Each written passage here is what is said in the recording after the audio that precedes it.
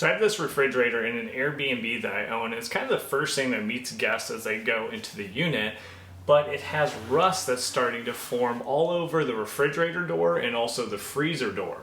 Now, this is not just a surface issue on top of the paint where I could scrub it off. It is actually coming from the metal underneath. So my plan is to remove these doors, take them into my garage. I'll prep the surface, use a product called a rust converter, and then apply paint on top of the rust converter, which should solve my problem and get these doors looking like they were new.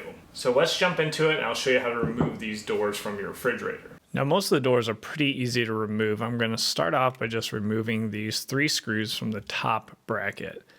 Once I have those screws removed, well, I'll remove the bracket and then pull the freezer door off the bottom freezer bracket. Then that same bracket that's at the top of the refrigerator door, I'll go ahead and loosen up, removing one of the screws and just loosening the outside screw. Once that's loose, I can pull that bracket off and then remove the refrigerator door. Now, out in the garage, I'm going to start to remove some hardware that I don't want to be painted, and it's just easier to get that off. First up are the handles, so I'll remove that from the refrigerator itself and also the freezer. And then the only other parts that I'm going to remove will be those brackets, the bottom of the freezer door and the top of the refrigerator door. Now I'll use some crud cutter to degrease both of the doors prior to going on to the next step of the prep. So I just use that scrubbing sponge and just do a thorough cleaning. Now I'll also use paper towel to kind of get that excess. You can see the corrosion was leaving around a lot of residue. Then a light cleaning on the freezer door. The freezer door isn't too bad. But here's a closer look at the rust or corrosion that I'm seeing on my door. That's the bottom of the refrigerator door. That's kind of the worst of the damage. So I use a 320 grit sanding block, and I'm just going to lightly sand both of these doors. Now this is 8 times actual speed, so it's a little misleading, but I am doing short strokes there with the sanding block and then just going along the whole door to make sure I loosen up any of that debris, especially at the bottom of that refrigerator door. It was a little bit of a rough surface. And then a light sanding on the freezer door. The freezer door isn't actually too bad, so I am not going to use the rust converter on the freezer door. And then I'll use that tack cloth to remove all the debris that was loosened up by the sanding and just do a complete one over of both of the doors. And you can see it does remove things like that left behind rust. All right, so last step of the prep, I'm going to mask off some areas. So I'm just using some blue painter's tape, and then I use a sharp utility knife to cut out exactly the shape that I want to mask off. This isn't too bad. Take your time and do a very light cut. Here's an example of the actual Amana brand plate.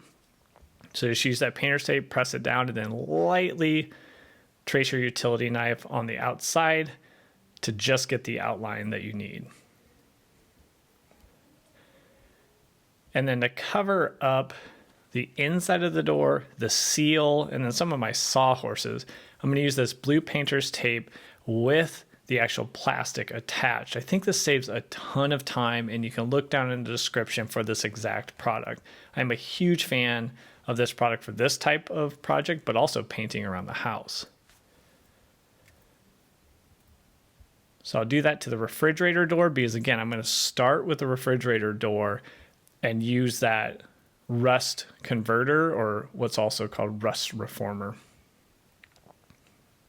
And here's what the finished prep work looks like before we start to spray the rust reformer. So I'm using a Rust-Oleum product, but there is also the best rust converter or rust reformer out there is POR15. This one isn't too bad, but if you have a really rusted up door, I'd probably use POR15. It's going to cost you quite a bit more, but it is known to be the best on the market. So I am doing some light strokes here. This is real time. You can see how fast I'm going. I'm cautious because I don't want to result in any streams coming down or streaks. So I'm just doing very light coats, and I'll do 2 coats of this door prior to moving on to painting.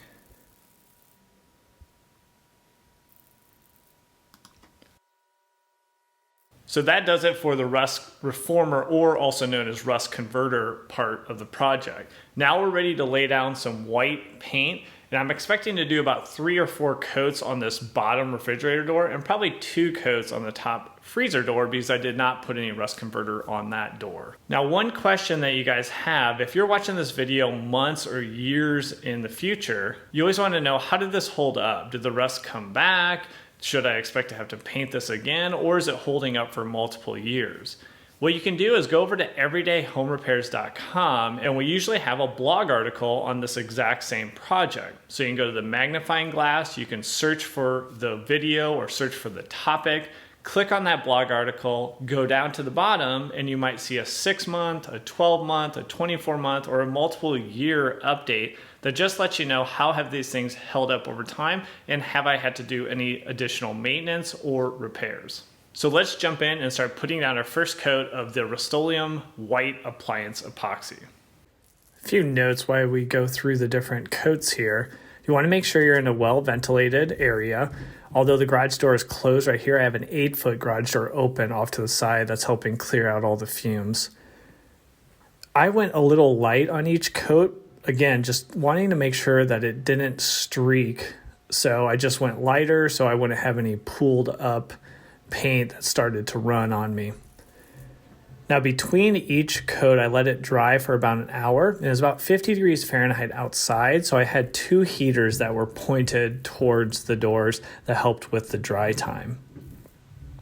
Overall, the coverage was pretty good, but I will go ahead and finish up. There is the first coat on the freezer door, because again, I did not do the black rust reformer.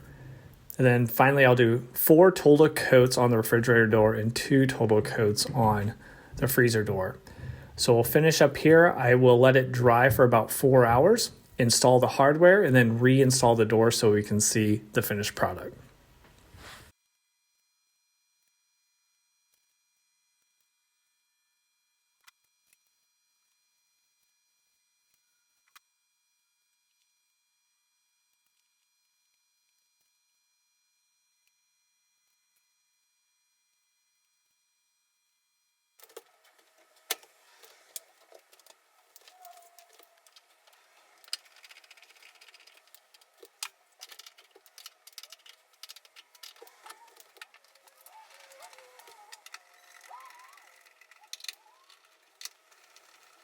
So that's it, and really I couldn't imagine the doors turning out better than they did. The product worked awesome and it looks brand new. This project is going to last you about 1 day, especially between all those coats of painting, and about $40 by the time you get the sanding block, the crud cutter, the scrubbing sponge, the blue tape with the plastic on it, rust reformer, and then the appliance epoxy. But you can check down the description. I'll have links to all those different products so you can use them or reference them for your project. Let me know what you guys think. Let me know what you have done differently or what you would have done differently taking on a similar project. Now, if you're looking to do more improvements around the house, I'm in one of my rental units and my favorite type of flooring is vinyl plank. Let me show you with this video how to do glue down vinyl plank, which is about as bulletproof as you can get for rental properties or Airbnb units like this. So thanks for sticking around on this video, and we'll catch you on that next one. Take care.